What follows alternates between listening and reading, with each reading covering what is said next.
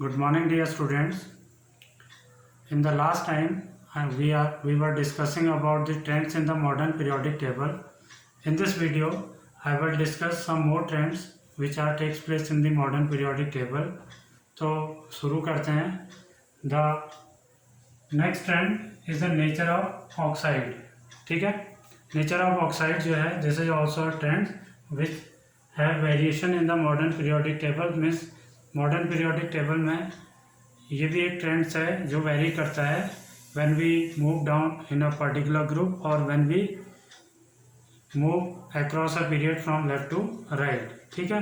तो सबसे पहले बात करते हैं द ऑक्साइड ऑफ मेटल्स के जो ऑक्साइड्स होते हैं they are generally basic in nature. ये आपको पहले भी बताया है in the previous lesson. And the oxide of non-metals are acidic in nature. ठीक है. नॉन मेटल्स के जो ऑक्साइड हैं वो नेचर में एसिडिक होते हैं. ठीक है. So this means that along a period जब हम किसी पीरियड में मूव करेंगे. For an example third period लिख लेता हूँ मैं. Sodium, then magnesium, aluminium, silicon, phosphorus, then sulfur and chlorine. This is the third period. So across a period, when we move from left to right, the basic characters of the elements will decrease and the acidic character will be increase. means elements की जो basic characteristics हैं वो decrease होंगे और acidic character जो हैं वो increase हो जाएंगे. ठीक है. कैसे होंगे? अगर इनके ऑक्साइड को हम देखें तो सोडियम का ऑक्साइड होता है Na2O. This is sodium oxide. ठीक है. जैसे generally strongly basic in nature. Clear. Then magnesium oxide MgO. This is also metallic oxide. Clear. And it is generally basic in nature. ये नेचर में basic होता है. Then aluminium का oxide बनेगा Al2O3 and this is amphoteric in nature. Amphoteric आपको बताया था third lesson में. ये basic as well as acidic दोनों होता है. मीन्स एसिडिक और बेसिक कैरेक्टर दोनों शो करेगा. That is why it is known as amphoteric oxide. तो aluminium oxide is an amphoteric oxide. Clear. Then silicon का जो ऑक्साइड है दैट इज SiO2. ठीक है. This is silicon oxide and this is weakly acidic. ये nature में weakly acidic होता है. ठीक है. देन हम आते हैं फॉस्फोरस पे. तो फॉस्फोरस भी ऑक्साइड बनाता है. Phosphorus penta oxide that is P2O5 and this is acidic in nature. ये नेचर में एसिडिक रहेगा. Then sulphur is also form oxide that is SO2 and this is strongly acidic. ये हमेशा स्ट्रॉन्गली एसिडिक रहेगा.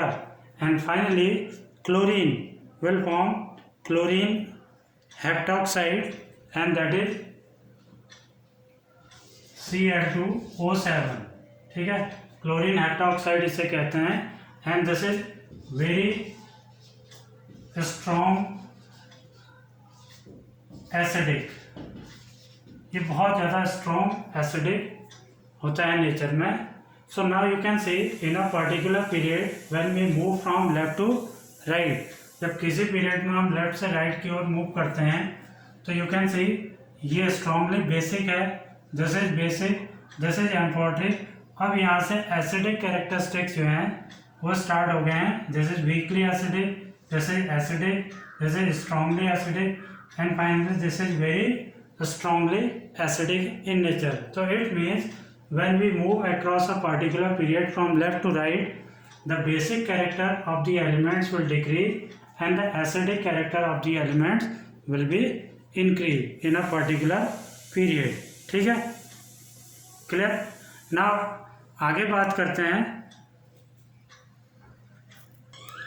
सो after the period now we will discuss the nature of oxide toward the down to the group. These are the elements present in the second group. Second group के elements हैं magnesium, calcium, strontium and barium. ठीक है, अगर इनके oxide हम लिखें तो magnesium MgO magnesium oxide बनेगा। इन सब के ऑक्साइड सेम बनेंगे क्योंकि इन अ पर्टिकुलर ग्रुप हम जानते हैं वैलेंसी विल रिमेन सेम, सबकी वैलेंसी 2 रहेगी। ऑक्सीजन की वैलेंसी भी 2 होती है। तो जब ये ऑक्सीजन से रिएक्ट करेंगे और ऑक्साइड बनाएंगे तो फार्मूला, जनरल फार्मूला सेम रहेगा। ठीक है,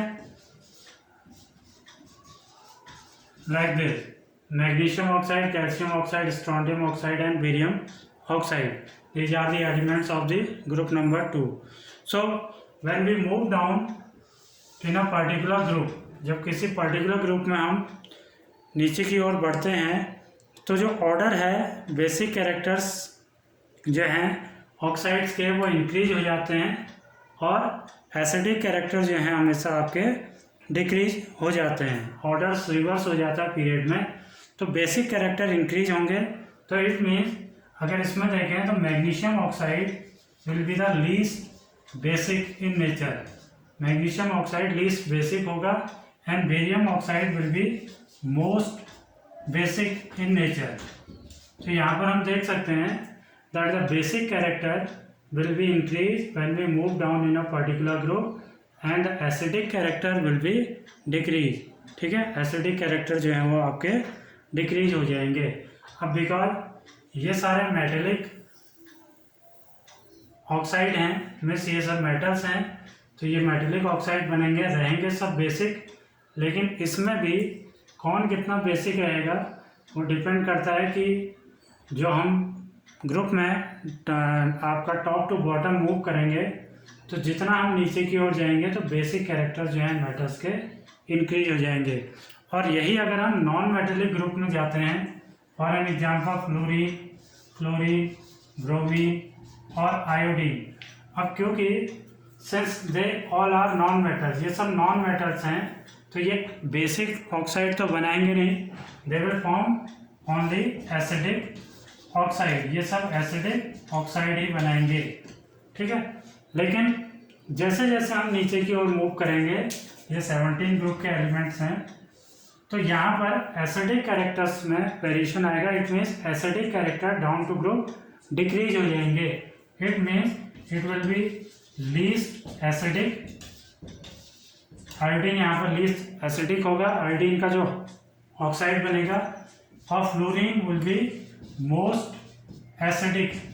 फ्लोरीन का ऑक्साइड मोस्ट एसिडिक होगा यहाँ पे। ठीक है, तो इस तरह से इन अ पर्टिकुलर ग्रुप जो है एसिडिक कैरेक्टर और बेसिक कैरेक्टर्स में वेरिएशन आता है। ठीक है, नाउ वन मोर थिंग आपको बता देते हैं यहाँ पर। Most of the metal oxide जो होते हैं, अगर हम मेटल ऑक्साइड की बात करें, नॉन मेटल्स को छोड़ देते हैं, metallic oxide are dissolve in water to form metal hydroxide. For an example, अगर मैग्नीशियम ऑक्साइड वाटर से रिएक्ट करेगा तो ये मैग्नीशियम हाइड्रो ऑक्साइड बनाएगा MgOH होल ट्वाइस।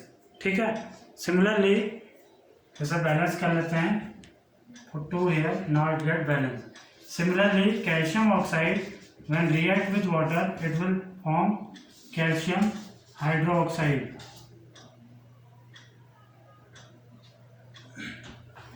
ये आपका ऑलरेडी बैलेंस्ड है। ठीक है,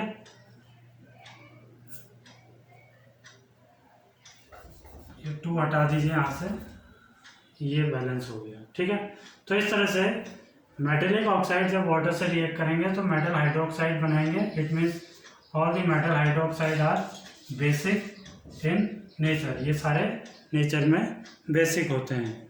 ठीक है, now this is complete. Now इसके बाद एक ट्रेंड और है जो यहाँ पर डिस्कस करेंगे हम, दैट इज कॉल्ड इलेक्ट्रोनिगेटिविटी। ठीक है, इलेक्ट्रोनिगेटिविटी क्या होती है इसके बारे में डिस्कस करेंगे। So electronegativity this is the last trend जो मॉडर्न पीरियोडिक टेबल में आपको देखने को मिलेगा, and this is the last topic of the lesson also. Electronegativity क्या है? Actually it can be defined as the relative electron attracting tendency of an atom for a shared pair of electrons in a covalent bond with the other atoms. We know that in a covalent bond, जब covalent bond बनता है between two atoms, ठीक है, for an example chlorine और carbon के बीच में जो covalent bond बना, या क्लोरीन और हाइड्रोजन के बीच में जो कोवलेंट बॉन्ड बना है, तो इसमें इलेक्ट्रॉन जो शेयर होते हैं तो उनका एक पेयर बनता है। इट मीन्स कार्बन और हाइड्रोजन के बीच में 2 इलेक्ट्रॉन शेयर होंगे लाइक दिस। सिमिलरली कार्बन और कैल्शियम क्लोरीन के बीच में भी 2 इलेक्ट्रॉन शेयर होंगे, ठीक है। तो जो रिलेटिव एटम्स की जो इलेक्ट्रॉन अट्रैक्टिंग टेंडेंसी है, बॉन्ड तभी बनेगा जब दोनों एटम जो हैं इन इलेक्ट्रॉन्स को अट्रैक्ट करेंगे, तभी बॉन्ड का फॉर्मेशन होगा, ठीक है। तो जो रिलेटिव इलेक्ट्रॉन अट्रैक्टिंग टेंडेंसी होती है for a shared pair of electron, shared pair of electron के लिए मीन्स इस पेयर के लिए जो इलेक्ट्रॉन अट्रैक्टिंग टेंडेंसी होगी of an atom, for an example carbon की जो इलेक्ट्रॉन अट्रैक्टिंग टेंडेंसी है इस शेयर्ड इलेक्ट्रॉन पेयर के लिए with the other atom means chlorine के साथ, उसी टेंडेंसी को हम इलेक्ट्रोनेगेटिविटी कहते हैं। क्लियर? सो अगर बात करें वेरिएशन की along a period and group, तो in a particular period the electronegativity will be increase. क्यों होती है? बिकॉज वी नो दैट जो कोवलेंट बॉन्ड का फॉर्मेशन होगा या इलेक्ट्रॉन जो शेयर होते हैं वो हमेशा नॉन मेटल्स के बीच में ही इलेक्ट्रॉन की शेयरिंग होगी, और नॉन मेटल्स में ही इलेक्ट्रॉन्स शेयर होने के बाद कोवलेंट कंपाउंड का फॉर्मेशन होता है, और you can say covalent bond का फॉर्मेशन होता है। सो अक्रॉस अ पीरियड जब हम लेफ्ट से राइट की ओर बढ़ते हैं तो नॉन मेटल बढ़ते हैं। It means non